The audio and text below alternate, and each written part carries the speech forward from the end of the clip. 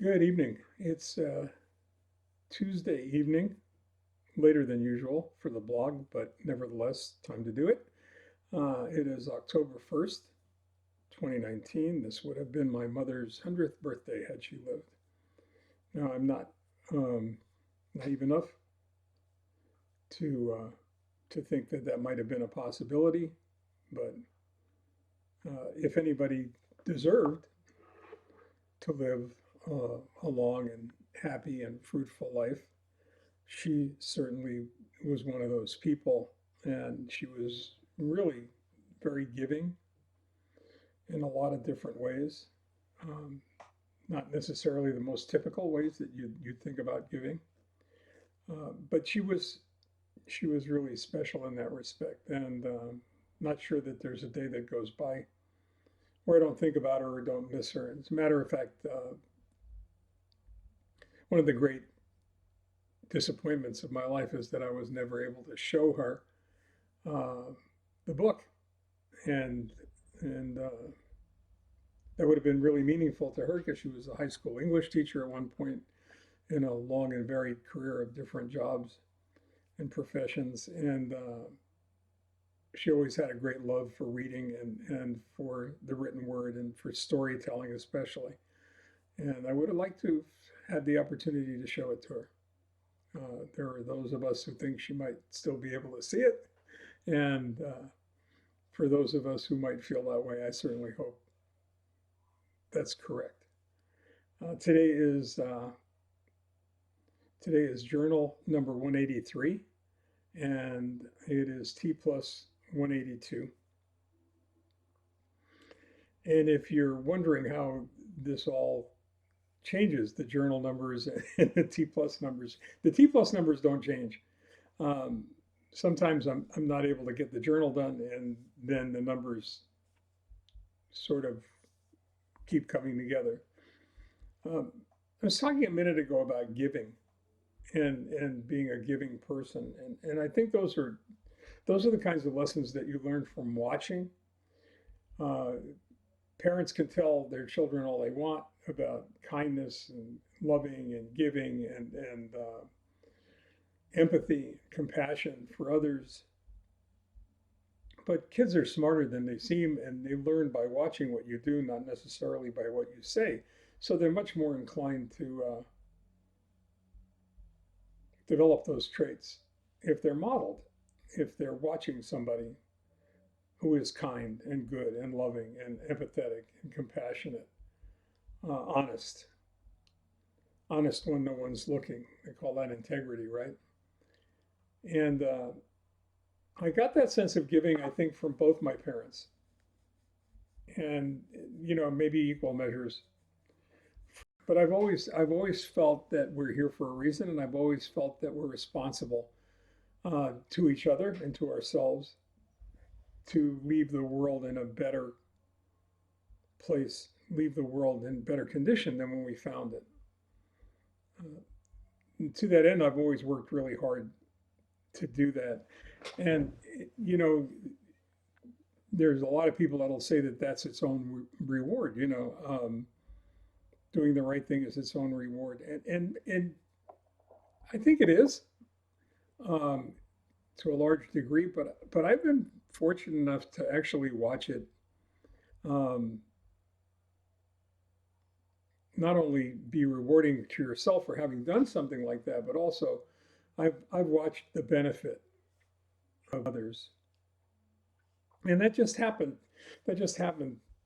today, and it's been the culmination of um, a couple of weeks of texting back and forth, and ultimately a conversation that took place this evening between myself and an automotive repair shop owner who doesn't live around here, who lives elsewhere. And actually, if he had lived around here, I probably would have gone to visit him sooner or invited him over here to visit me. He's been struggling with his numbers, the numbers that you need, like the key performance indicators that you need to understand, you need to know in order to run your business properly, in order in order, because the numbers are talking to you all the time. Um, you may not be listening, but they're there and they're talking to you. And while you don't always make decisions based purely on what the numbers are trying to tell you, they have to play an important role in the decisions you make. And like so many small business owner operators, like so many entrepreneurs, um, he was a great mechanic technician,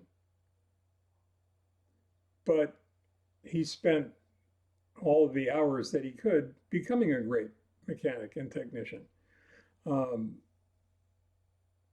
I know his story without knowing his story. I know his story because his story is my story. Um, I started out caring about nothing other than becoming the best technician I could be. I was certified as a master automotive technician by three different organizations. And when getting those certifications, when earning those certifications, meant absolutely nothing to anyone other than me.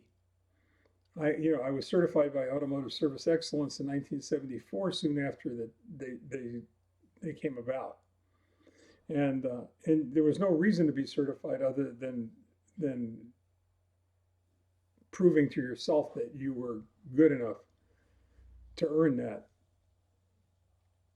recognition. And the young man I've been dealing with read Misfire. He was one of our readers, and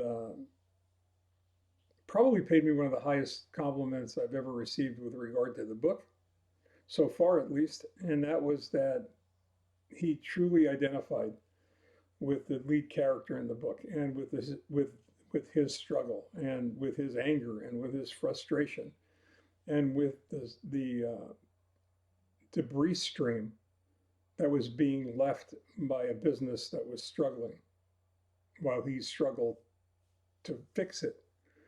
Um, when we started talking about that a few weeks ago, perhaps even, I think may have been even a month ago, he was having particular difficulty with some of the formulas that found their way into the pages of Misfire. And he shared that with me, and I started to work with him by sending him additional materials from my own personal library. I send him sections of the other books that I've written on automotive shop management, uh, all of the things that I thought would help him find his own way to a different path, a path that leads to success and not frustration and failure. And it was so gratifying to watch him. Well, I say watch, in a figurative sense. I wasn't able to watch him because I'm nowhere near where he lives, but I was able to go ahead and glean from the conversations that we were having and the text messages that went back and forth, the tiny little steps he was taking, the successes that he was enjoying as he started to familiarize himself with the different concepts and the different numbers. And this evening, we were texting back and forth an hour or so ago, an hour and a half ago, while I was trying to figure out what we were going to talk about tonight.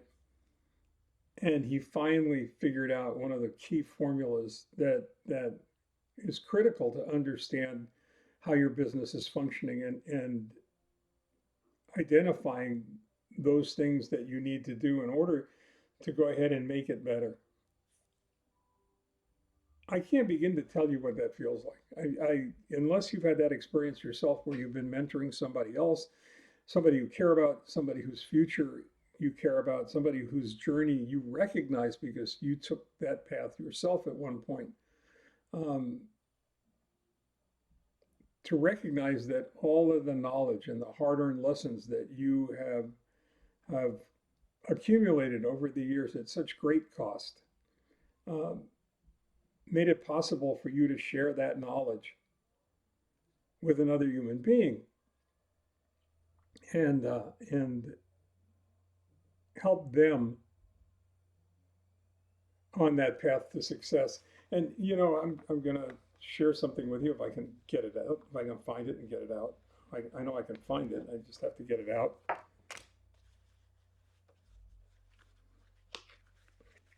This is my wallet. This is the wallet that disappeared.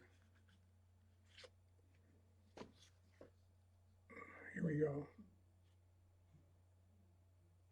I don't know if you can read that. I'll read it to you, but it says, to benefit, enrich, and improve the lives of others by sharing my knowledge and experience through my writing, speaking, and interactions with others in a very personal way.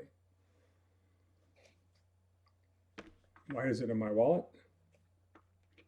It's in my wallet to remind me that that is my purpose. That is the reason I'm here. That is my vision. Um, that is why I do just about everything I can do. And I was able to recognize or realize that this evening, in a very personal way, I was able to get that done. So the next time you have an opportunity to do that for somebody else, the next time somebody reaches out, the next time somebody has a question, the next time someone looks like they're lost, take your hand and reach out. It will help you in so many more ways than it could ever help them. And as far as I'm concerned, giving is the best way of getting I know how. So on that happy note, I will say good evening, stay well, take care, talk to you tomorrow.